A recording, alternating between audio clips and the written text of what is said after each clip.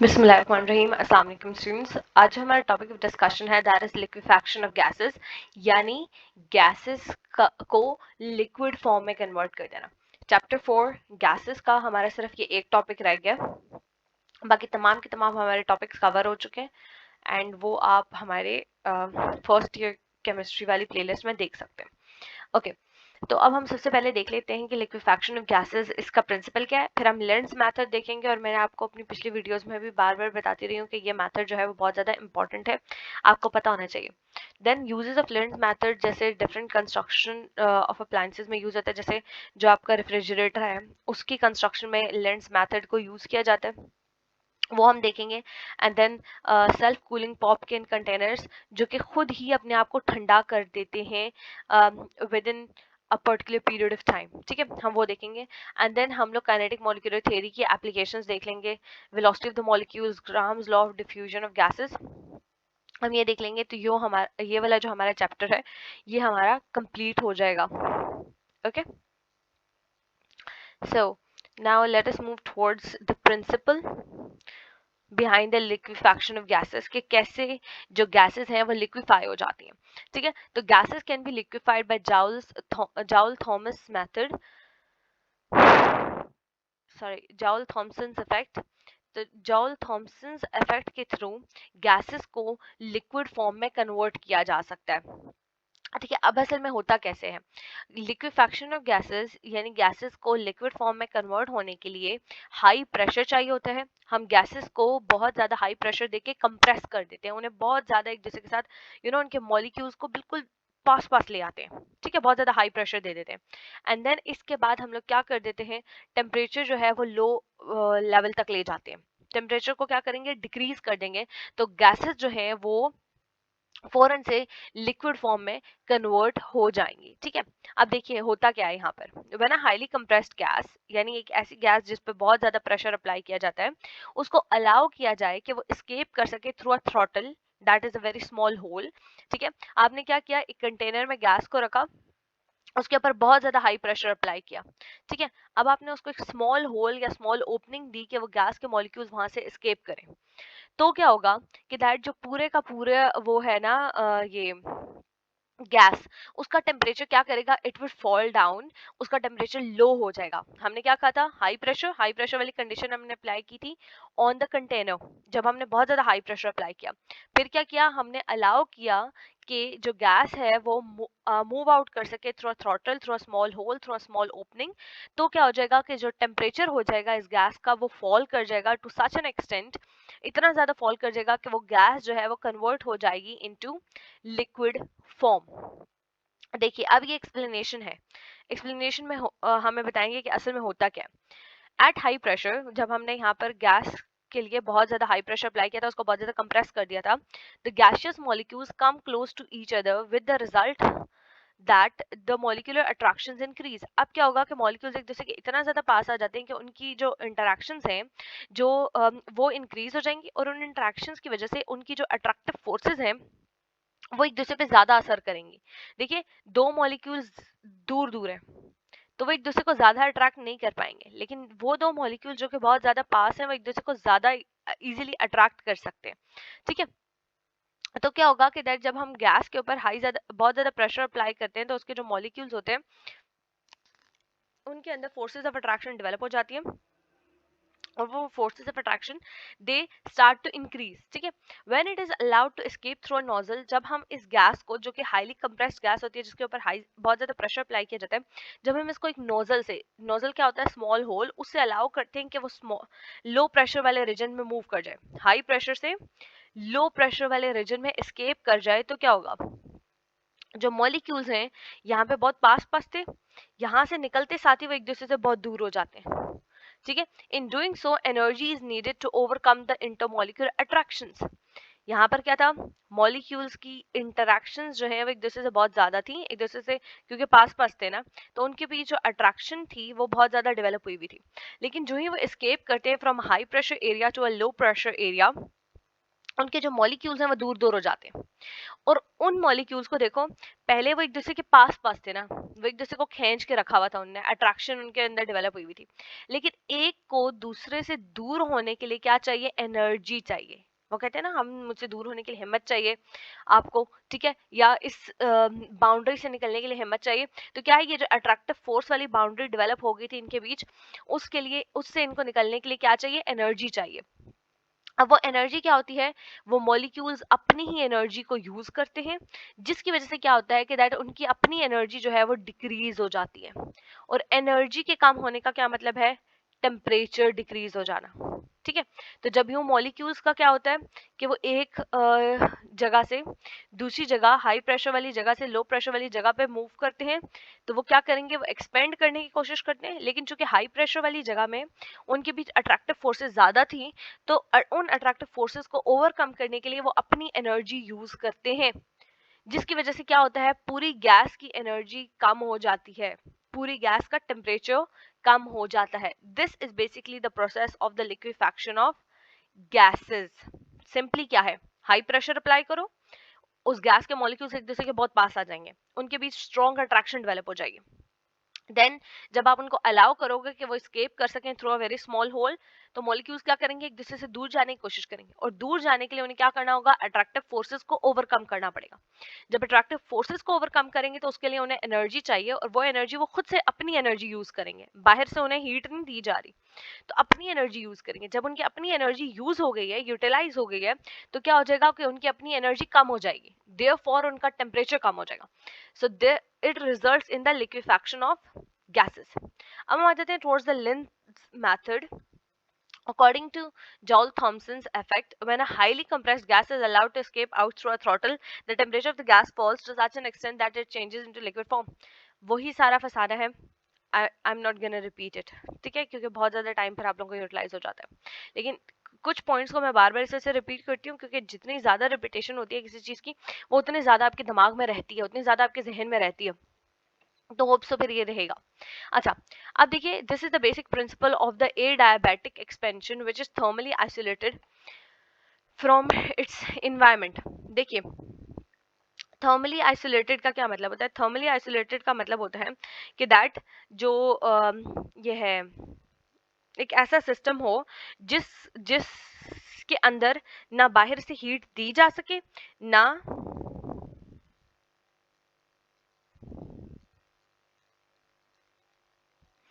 क्या होता है? आइसोलेटेड सिस्टम होता है। देखिए, एक ऐसा सिस्टम जिसके बाहर से अंदर हीट ना आ सके और ना ही अंदर से हीट बाहर जा सके, तो इस तरह के सिस्टम को थर्मली आइसोलेटेड कहा जाता है। And adiabatic expansion basically the expansion in which no heat interaction of the system with the surrounding in the work is done. ठीक है, एडियाबैटिक एक्सपेंशन क्या होती है?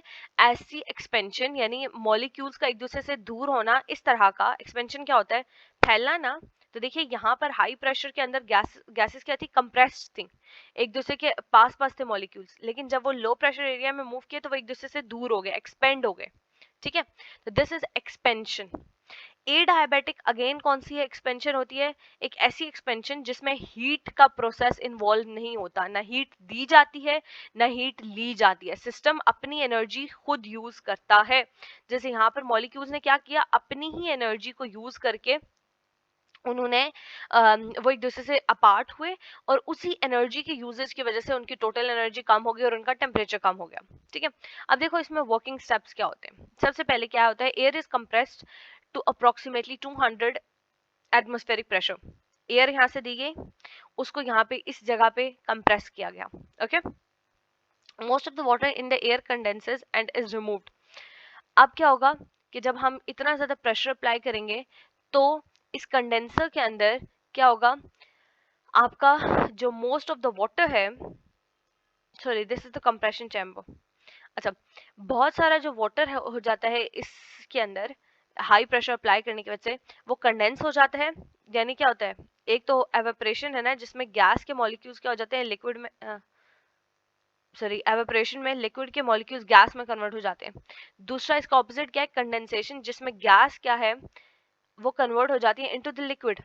ठीक है। तो जब हम इतना ज्यादा high pressure 200 atmospheric pressure apply करते हैं एयर के ऊपर, तो जितने भी उसके अंदर वाटर कंटेंट होता है उस गैस के अंदर, ठीक है, एयर के अंदर जितना भी वाटर कंटेंट होता है वो कन्वर्ट हो जाता है इनटू लिक्विड वाटर, और फिर हम उसको निकाल लेते हैं सिस्टम के अंदर से, ठीक है, क्योंकि हमें वाटर नहीं चाहिए इस सिस्टम में।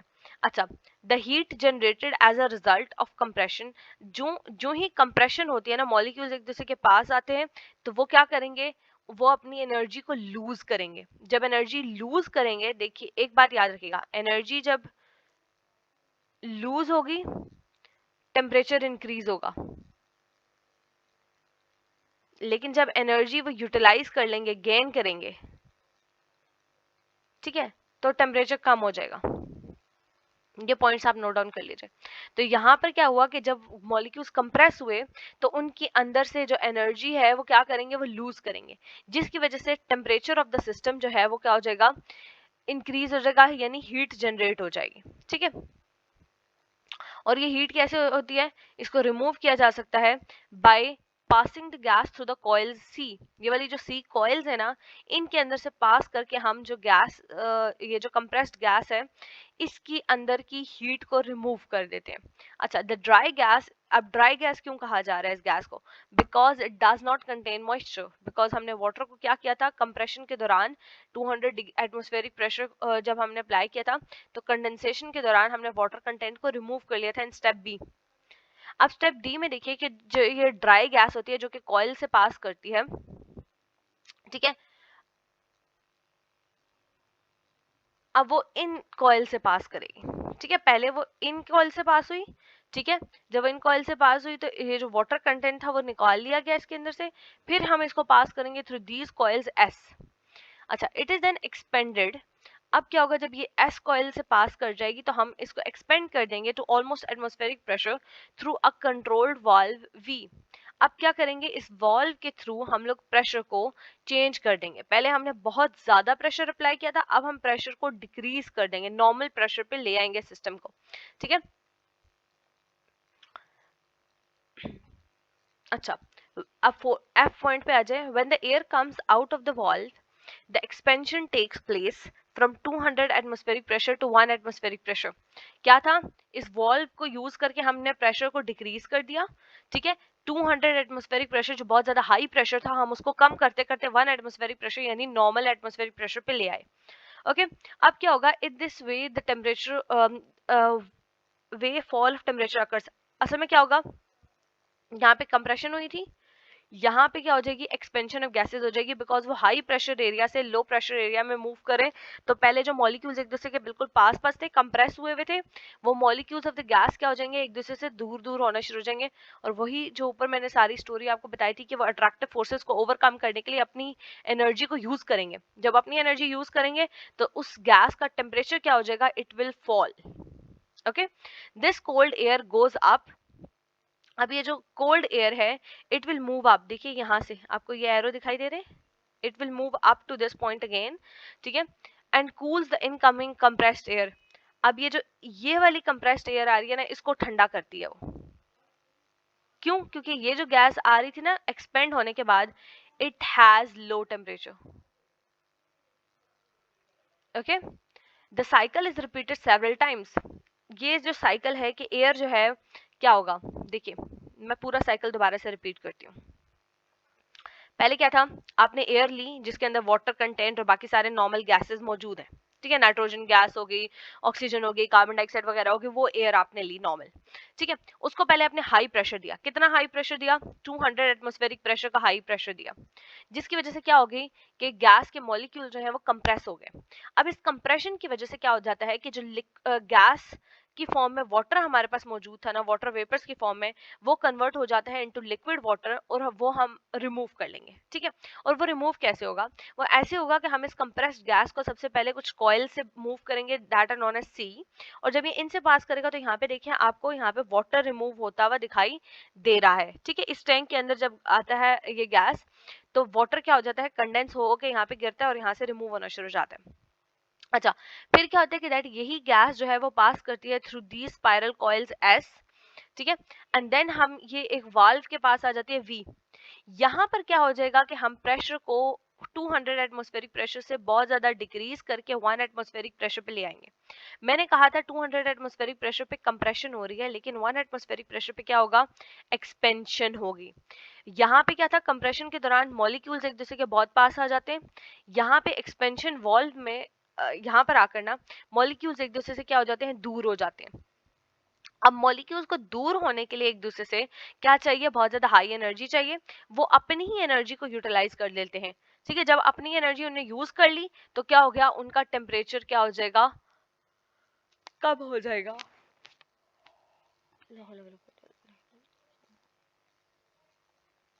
ओके, अब क्या है कि इनका अपना टेम्परेचर जो है वो कम हो गया।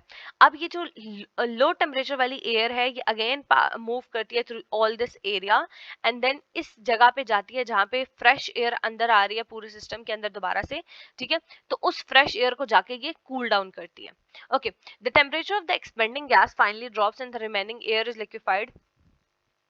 अब क्या होता है कि जो लिक्विड एयर यहाँ पर जब टेम्परेचर फॉल करता है ना गैस का, ठीक है, जब इस वॉल्व पे आके जब एक्सपेंशन होती है तो बहुत सारी गैस क्या होती है, वो कन्वर्ट हो जाती है इनटू लिक्विड, दिस एल। और बहुत सारी गैस अभी भी लिक्विड में कन्वर्ट नहीं हुई होती, वो दोबारा से यहाँ से यूटिलाइज होगी। ठीक है, the liquid air collects in the chamber L and can be drawn of. ये लिक्विड एयर हमने क्या कर ली, इकट्ठी कर ली और हम इसको रिमूव कर लेंगे यहाँ से। Any uncondensed gas is sorry air is recirculated. अब वो वाली एयर जो कि लिक्विड में कन्वर्ट नहीं हुई थी वो क्या होता है, उसको दोबारा से सिस्टम के अंदर इंट्रोड्यूस करवाया जाता है थ्रू दिस एरिया और दोबारा से उसके ऊपर सारा प्रोसेस यूज किया जाता है। ओके, तो होप सो आपको ये प्रोसेस समझ आ गया होगा। ठीक है, देखिए समटाइम्स एक दफ़ा वीडियो सुनने पे आपको वो चीज़ समझ नहीं आती है, एक दफ़ा बुक रीड करने से, एक दफ़ा वो लेक्चर समझने से आपको वो चीज़ समझ नहीं आती। तो आप ऐसा क्या करें कि थोड़ा सा ब्रेक लेके 2-4 मिनट का, बहुत लंबा ब्रेक नहीं, दोबारा से उस लेक्चर को सुना करें एंड फिर भी अगर समझ ना आए तो फिर आप क्वेश्चन किया करें।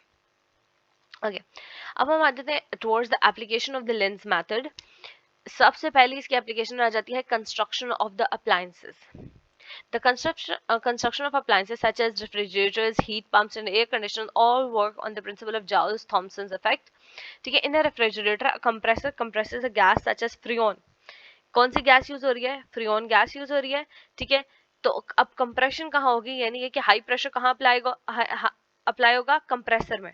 ठीक है, आपके जो रेफ्रिजरेटर में कंप्रेसर लगा होता है उसके अंदर क्या किया जाता है, फ्रियोन गैस को के ऊपर हाई प्रेशर अप्लाई किया जाता है और उसको कंप्रेस कर लिया जाता है। Thus an increase in temperature take place, जिसकी वजह से क्या हो जाएगा, कंप्रेशन से मैंने आपको पहले बताया था कि हीट प्रोड्यूस होती है और सिस्टम का टेम्परेचर इंक्रीज कर जाता है। अब ये जो हॉट फ्रियोन गैस होती है ये मूव कर जाती है टू द कंडेंसर। ठीक है, जो कि आउटसाइड द रेफ्रिजरेटर होता है। ठीक है, कंप्रेसर से कहाँ मूव किया, let me highlight it for you, compressor से मूव किया टुवर्ड्स द कंडेंसर। ठीक है, अब क्या होता है, air at the room temperature cools the gas down and as a result condenses into liquid. अब कंडेंसर में जैसे यहाँ पे ये वॉल्व था ना जहाँ पे लो प्रेशर अप्लाई किया गया था। ठीक है, यहाँ पे लो प्रेशर अप्लाई किया जाता है और गैस को कूल डाउन किया जाता है और क्या होगा कि दैट जो गैस है it condenses into the liquid. The liquid freon, now at room temperature, is then passed through a small hole in a restriction valve into the low pressure tubes which is inside the refrigerator. अभी जो liquid freon है ना, ठीक है, ये क्या करती है, जिसका टेम्परेचर कौन सा है, रूम टेम्परेचर है। ठीक है, देखिए क्यों, क्योंकि पहले जो कंप्रेसर था वो रेफ्रिजरेटर के अंदर था। जब कंप्रेस हुई गैसेस तो हीट प्रोड्यूस हुई जिसकी वजह से temperature of the gas increase हो गया। अब वो हॉट फ्रीऑन गैस क्या होता है, उसको बाहर कंडेंसर तक ले जाते हैं और कंडेंसर चूंकि फ्रिज से बाहर मौजूद होता है तो क्या होता है कि वो गैस को नॉर्मल टेम्परेचर पे कन्वर्ट कर देता है। ठीक है, रूम टेम्परेचर तक ले आता है। तो जब हाई टेम्परेचर से लो टेम्परेचर में होता है तो गैस जो होती है वो क्या कर जाएगी, कंडेंस कर जाती है और लिक्विड में कन्वर्ट हो जाती है। अच्छा, अब क्या होता है कि दैट हम ये जो हाईली कंप्रेस्ड गैस होती है जो कि अब लिक्विड फॉर्म में है उसको हम पास करते हैं कि वो एक स्मॉल होल से पास करें, ठीक है, into low pressure tubes which are inside the refrigerator. अब वो कहाँ मूव कर रहा है? टू दीज ट्यूब्स जो कि इनसाइड द रेफ्रिजरेटर मौजूद है, जहां पे प्रेशर क्या होगा? लो होगा। Here the freon liquid vaporises rapidly. अब क्या होगा जब लो प्रेशर हो गया ना, तो जो फ्रियोन गैस थी जो कि लिक्विड में कन्वर्ट हो गई थी, वो दोबारा से वेपराइज हो जाती है और लिक्विड फॉर्म में, सॉरी, गैस फॉर्म में कन्वर्ट हो जाती है। The heat of vaporization needed to do this is drawn from the kinetic energy of the freon molecules becoming very cold. अब क्या होगा कि दैट वेपराइज होने के लिए, यानी कि फ्रियोन को वापस गैस में कन्वर्ट होने के लिए क्या चाहिए? एनर्जी चाहिए। और ये एनर्जी कहाँ से प्रोवाइड होती है? Bye their own gas molecules. ठीक है, ये मॉलिक्यूल्स खुद अपनी एनर्जी, काइनेटिक एनर्जी प्रोवाइड कर देते हैं, जिसकी वजह से क्या होता है? इनका टेम्परेचर फॉल डाउन कर जाता है and they become very cold. This cold gas absorbs heat from the refrigerator and its contents thereby cooling. अब क्या होगा कि दैट ये जो कोल्ड गैस होती है, ये रेफ्रिजरेटर के अंदर पड़ी हुई जितनी चीजें होती है उनको ठंडा कर देती है।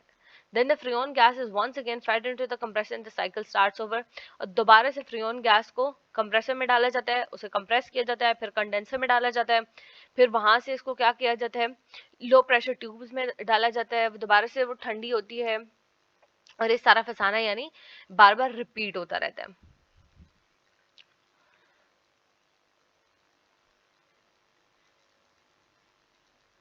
हम आ जाते हैं towards the self-cooling pop can containers. A small container holding liquid carbon dioxide is built right into the can. When the gas is opened, the liquid carbon dioxide vaporizes and escapes out of the top of the can. The heat absorbed by the vaporizing carbon dioxide can lower the temperature of the pop by using 16 degrees Celsius by about 16 degrees Celsius in a few seconds. Thus the temperature is lowered considerably. क्या होगा? जो popup cans होते हैं ना, इनके अंदर एक छोटा सा कंटेनर होता है, ठीक है, जिसके अंदर कार्बन डाइऑक्साइड भरी हुई होती है। अब क्या होगा कि दैट जो ही हम कैन को ओपन करेंगे, ये जो कार्बन डाइऑक्साइड होती है जो कि हाई प्रेशर में इन्होंने यहाँ पर से लिक्विड फॉर्म में कन्वर्ट करके रखी होती है, जो ही आप कंटेनर खोलेंगे उसको मौका मिल जाता है ना बाहर भागने का, तो क्या होगा कि मॉलिक्यूल जो कि कंप्रेस हुए हुए थे पहले, वो क्या कर जाएंगे? एक्सपेंड कर जाएंगे। एक्सपेंशन के लिए मैं आपको बार बार बता रही हूँ कि उन्हें क्या चाहिए? एनर्जी चाहिए। और वो क्या करेंगे? वो अपनी एनर्जी यूज करेंगे या अपने सराउंडिंग से एनर्जी लेंगे। तो अब यहाँ पे वो क्या करेंगे? ये जो कार्बन डाइऑक्साइड के मॉलिक्यूल जिन्होंने एक्सपेंड होना है वो एनर्जी लेंगे इस बाहर के लिक्विड से। तो जब बाहर के लिक्विड की एनर्जी ले लेंगे तो बाहर के लिक्विड की एनर्जी क्या हो गई? कम हो गई। और एनर्जी कम होने की वजह से इसका क्या हो गया? टेम्परेचर कम हो जाता है। तो कम टेम्परेचर का क्या मतलब है कि हमें जो कोक वगैरह है या जो भी हमारे पास पॉप कैन में जो भी लिक्विड मौजूद है वो ठंडा मिलेगा। ठीक है, ऑलमोस्ट 16 डिग्री सेल्सियस का टेम्परेचर जो होता है वो चंद ही सेकंड्स में कम हो जाता है इसका।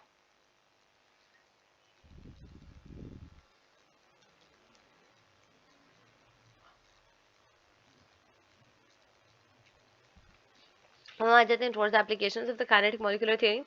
सबसे पहले आ जाते हैं towards the velocity of the molecules.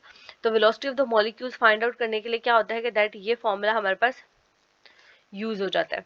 ठीक है, अब हमें यहाँ से पता चल रहा है कि दैट ये जो वेलोसिटी है directly proportional to the temperature और इनवर्सली प्रोपोर्शनल है to the molecular mass of the gas. ठीक है, जितना ज्यादा टेम्परेचर होगा गैस का उतनी ही ज्यादा वेलोसिटी होगी ऑफ द मॉलिक्यूल्स। और ये हमें जनरली भी पता है कि दैट जितना ज्यादा आप टेम्परेचर प्रोवाइड करते जाएंगे kinetic energy of the molecules increase हो जाएगी, जिसकी वजह से वो क्या होगा? बहुत ज्यादा रैंडमली मूव करेंगे और उनकी जो क्या है वेलोसिटी है it would increase. Now we have to talk about the Graham's law of diffusion of gases. अब काइनेटिक मॉलिक्यूलर थ्योरी के कुछ पोस्टुलेट्स के मुताबिक the kinetic energy of the particles is proportional to the absolute temperature, कि जितना ज्यादा temperature increase करेगा, kinetic temperature या एब्सोल्यूट टेम्परेचर इंक्रीज करेगा मॉलिक्यूल्स का, उतनी ही ज्यादा क्या होगी? उन पार्टिकल्स की एनर्जी होगी। और इसको इन्होंने प्रूव किया है थ्रू दीज इक्वेशंस।